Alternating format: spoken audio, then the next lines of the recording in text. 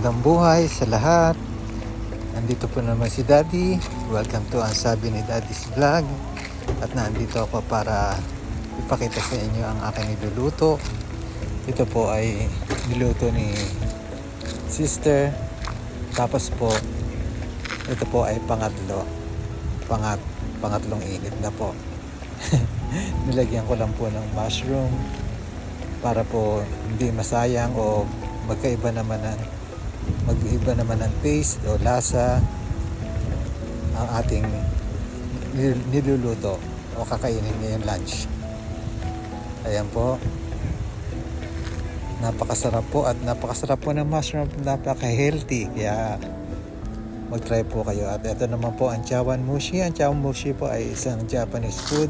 Hindi ko lang po alam kung Japanese o Chinese.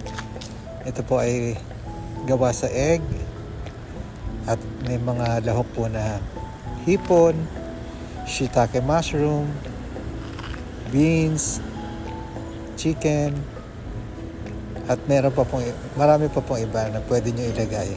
Masarap po. Nabili ko lang po yan sa convenience, sa grocery store.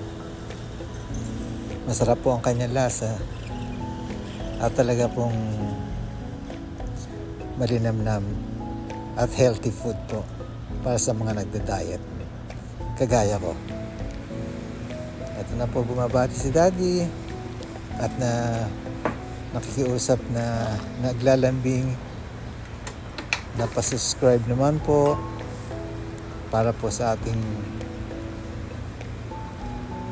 kabuhayan at sa ating mga kababayan.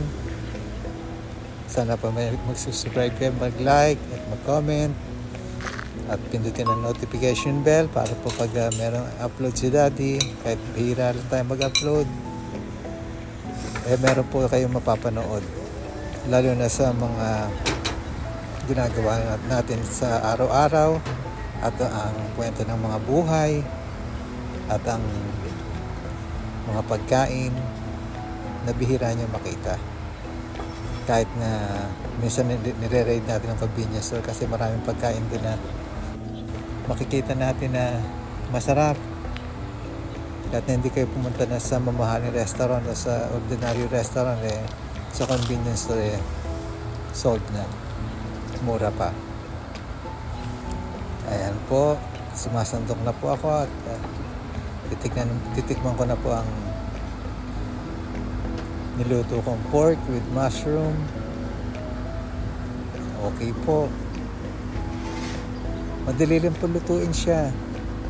Magigisa lang po kayo ng pork at lalagyan nyo lang ng mushroom.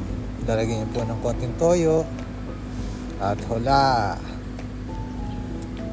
Tapos na po, isasabay ko sa kanyang chawanmushi, pinaka-dessert.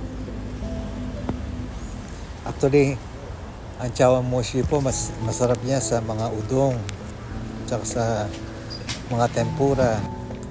Yan po ang kasabay niyan. At kain po tayo. Itadakimasu. Kain po tayo. At sana po ay nasa mabuti kayong kalagayan. At sana ay nakapaghanda na rin kayo ng inyong kakainin. Dahil food is life. Pag hindi pa tayo kumain, mamahir tayo. At huwag tayo mamimili ng kakainin. Kahit na ano po kainin natin, basta makakain at hindi sira. Dahil marami pa naghihirap ng mga Pilipino. At kailangan po natin na magtipid at piliin natin ang ating kakainin para maging healthy tayo at para maging maayos ang ating kalusugan, dahil importante po ang ating kalusugan sa ating pang-araw-araw na ginagawa at para sa ating mga paghahanda at sa ating mga anak at mahal sa buhay. Ayan. At dito na po ang verdict. Masarap po ang kinilabasan. Masarap po. Kaya yung mga nanay po, pwede nyo pong itry ito. Napakasimple, ilang minutes lang. wala pa pong, hindi pa po aabutin ng 1 oras dahil malambot naman yung karne o yung pork.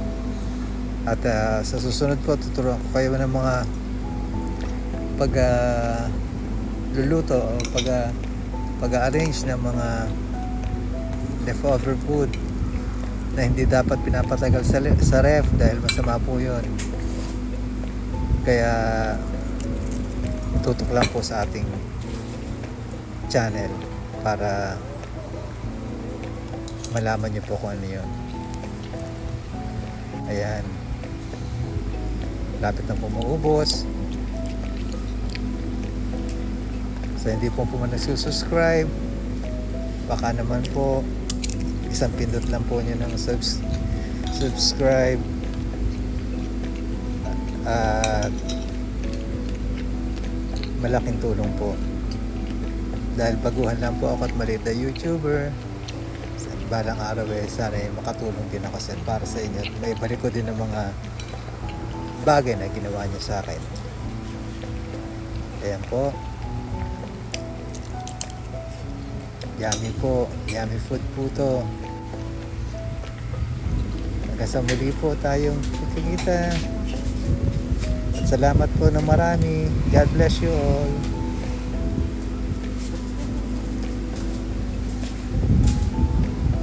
Bye bye. I love you.